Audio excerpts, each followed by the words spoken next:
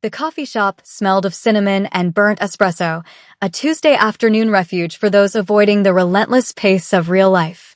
Amara Williams sat in the corner booth, deliberately slouching in an oversized, pilling red sweater that had seen better days, probably back in high school. Her dark, curly hair was pulled back in a messy bun that wasn't the fashionable kind, just the I gave up kind. She had chosen her oldest pair of jeans and wore absolutely no makeup. Her warm, dark skin was bare, and she checked her phone for the third time in 5 minutes. Her best friend Jasmine had set up this blind date, and Amara had agreed only to stop the incessant nagging. After 3 years of failed relationships and one spectacularly disastrous engagement to a man who had emptied her savings account before disappearing, Amara had developed a foolproof strategy: look as unappealing as possible on first dates. If a man couldn't handle her at her absolute worst, he didn't deserve her at her best. Mostly, she just wanted to get through the next hour without another disappointment. The door chimed, and Amara glanced up, expecting to see some average guy in khakis, Jasmine's usual type. Instead, the atmosphere in the room seemed to shift, the air growing heavier. A man walked in wearing an impeccably tailored black Mafia suit with a crisp, stark white-collared shirt. He didn't just walk, he prowled with the quiet, lethal confidence of a predator who had never questioned his place at the top of the food chain. He was tall, Korean, with high cheekbones and dark hair swept back perfectly. He scanned the coffee shop, his gaze sharp and calculating, like he was assessing threats rather than looking for a date. Their eyes met. He didn't look away. A faint, almost imperceptible smile touched his lips, and he walked directly toward her table. Amara, his voice was low, carrying a smooth baritone that commanded attention without being loud. I'm Daehyun. Jasmine said you'd be in the corner booth. Amara's mouth went dry. This couldn't be right. Jasmine had described her blind date as a businessman who was recently single and needed a friend. This man looked like he had just stepped out of a noir film, or perhaps a federal indictment hearing. He looked dangerous. She glanced down at her ratty red sweater and wanted to disappear into the cracked leather booth. That's me, she managed, not standing up. You can sit if you want. Or not. I mean, if you need to leave, I totally understand. Daehyun's smile widened slightly, softening the hard edges of his face.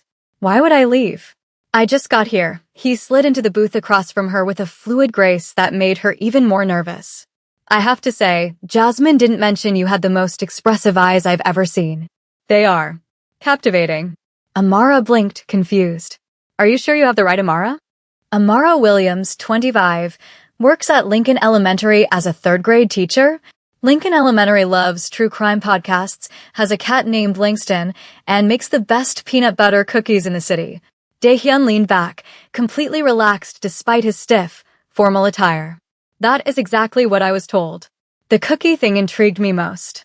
Despite herself, Amara felt a small smile tugging at her lips.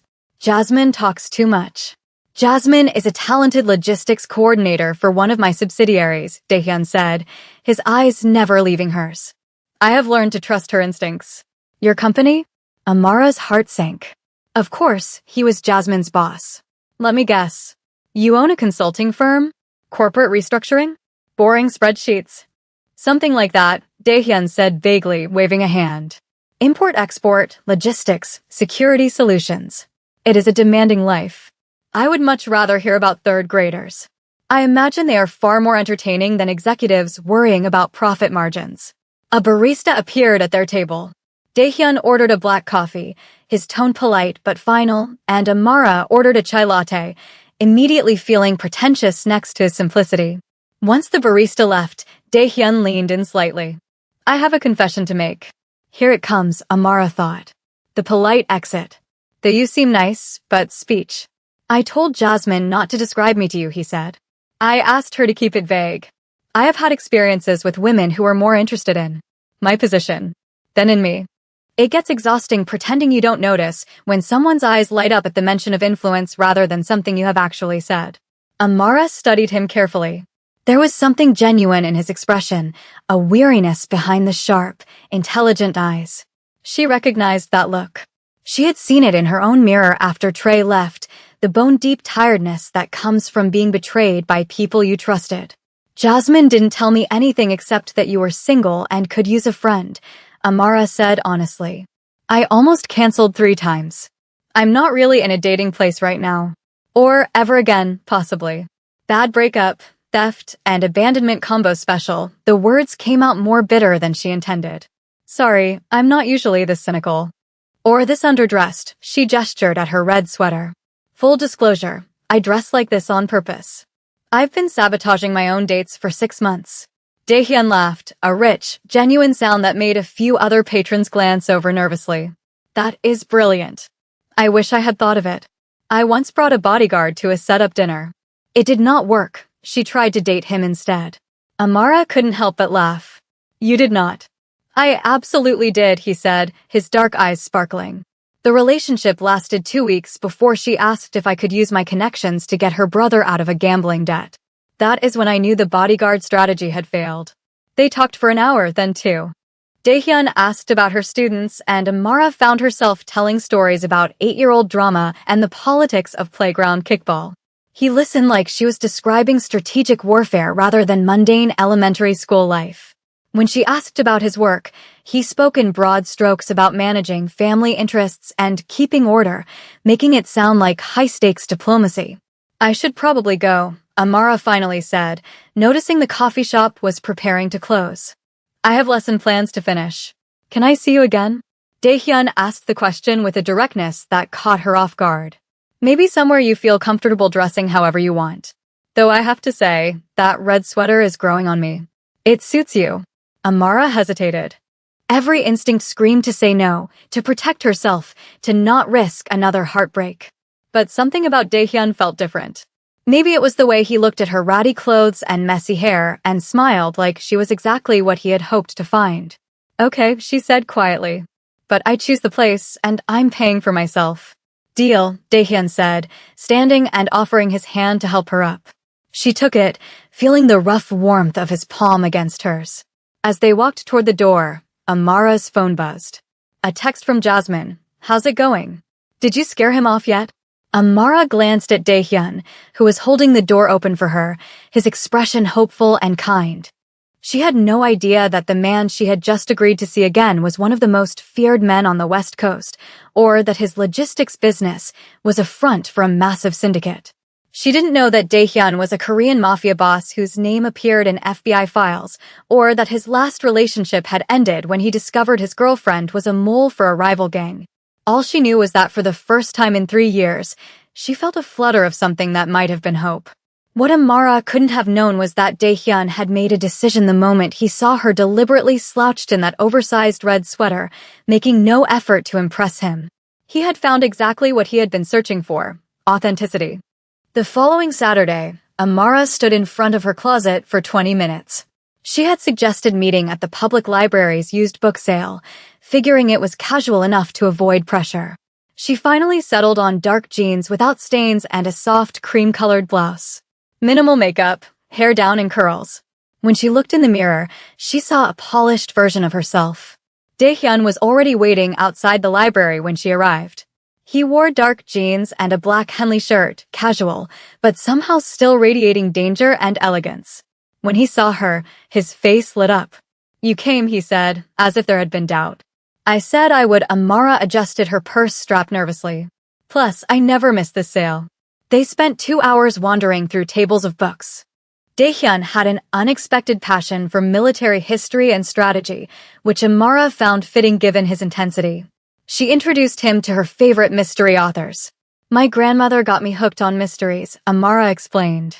She used to say that mystery novels taught you the most important life skill, paying attention to what people don't say. A wise woman, Daehyun said, pausing at a table of old maps. My father taught me something similar, but about business. He said the best alliances happen when you listen more than you talk. Is that how you became successful? The question slipped out before Amara could stop it. Jasmine mentioned you do well. Daehyun's expression shifted slightly, becoming more guarded. Jasmine has a generous definition of doing well. But yes, I have been fortunate. My father started with very little. He taught me that power is just a tool. What matters is what you protect with it. There was something in his tone, a careful neutrality, that made Amara wonder what he wasn't saying. but she didn't push. They left the library with a stack of books each, and Daehyun suggested lunch at a diner nearby. Over burgers, he asked about her ex-fiancé. The question was gentle but direct. Trey, Amara said, the name still leaving a bitter taste. We were together 4 years. I thought I knew him. Turns out he'd been unemployed for 8 months and didn't tell me.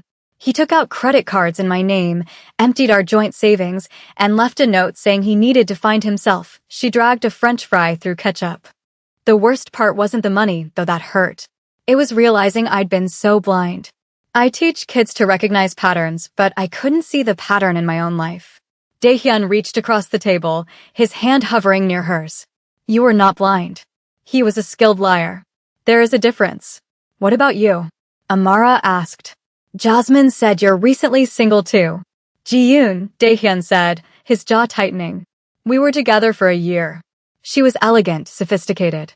Then I discovered she had been sharing my private schedule with competitors. Nothing illegal, technically, but it compromised my family's security. Amara's chest tightened. That's horrible. It taught me a valuable lesson, he said, his voice dropping.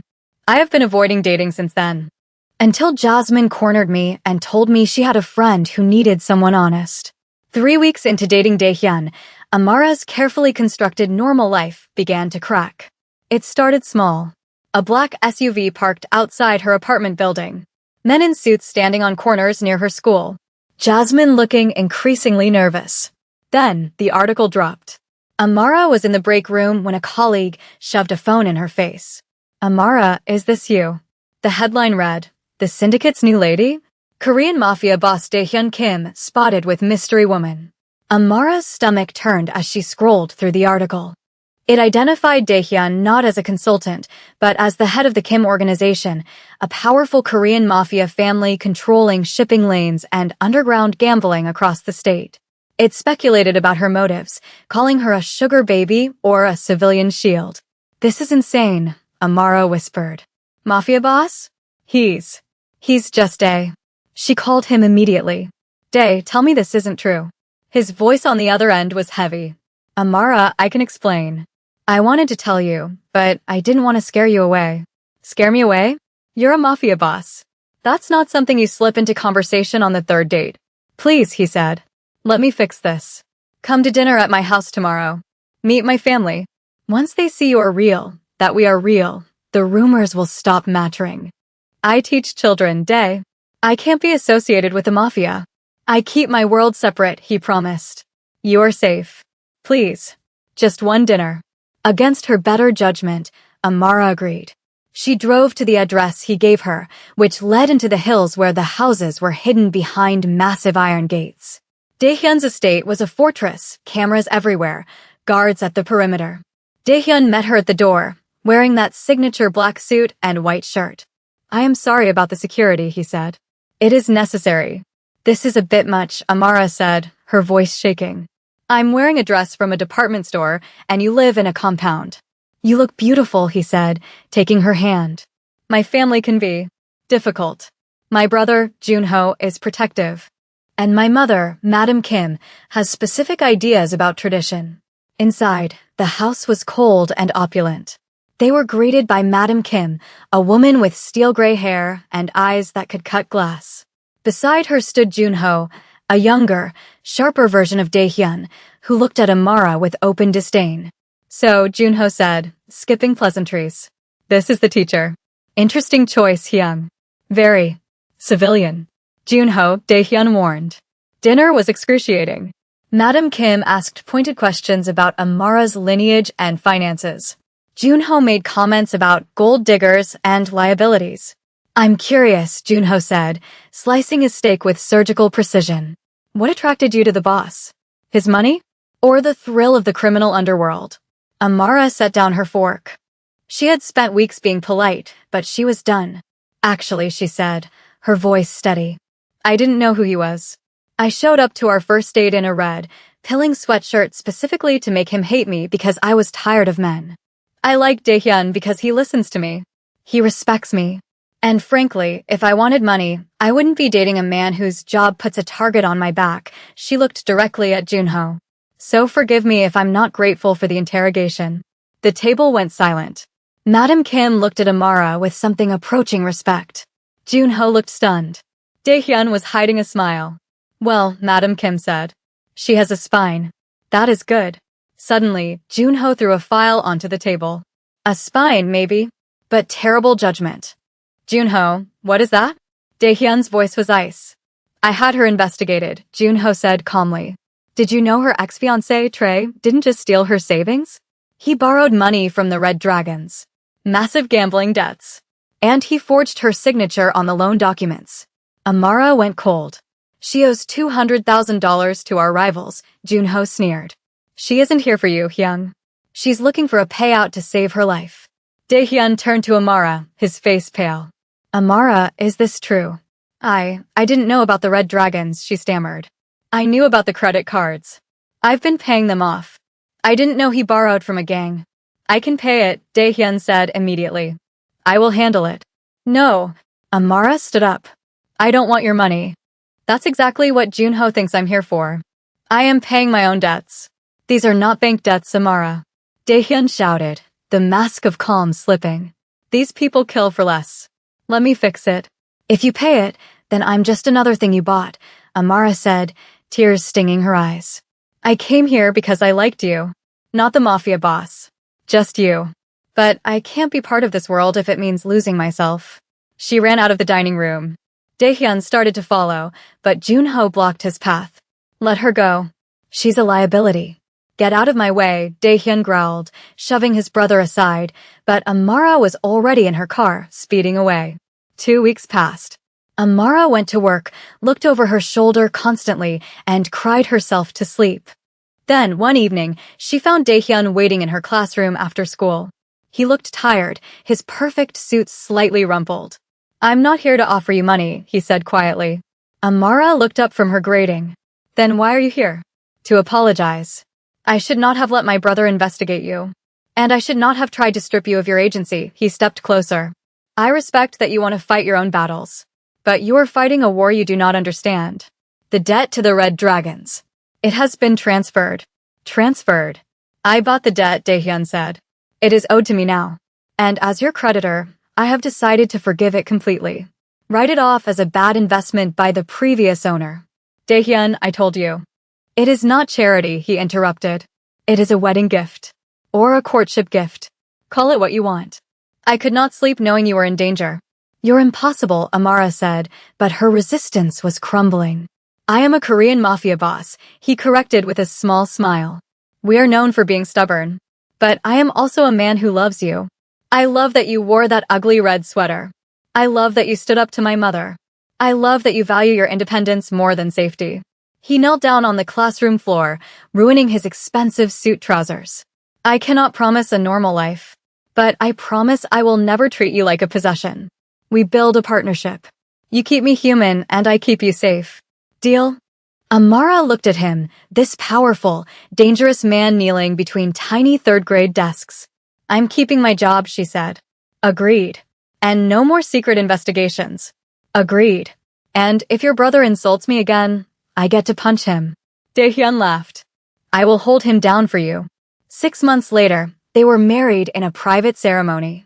It wasn't a massive mafia affair, but a quiet gathering. Amara wore a stunning white dress, but for the reception, she changed into a brand new, soft red sweater. Daehyun had established a legal aid foundation in her name to help victims of financial fraud, using the profits from his legitimate businesses.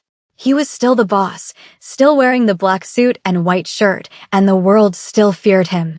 But to Amara, he was just the man who loved her enough to let her be strong, and the only man who knew that the most dangerous thing in the room wasn't the mafia don, but the third-grade teacher who had stolen his heart.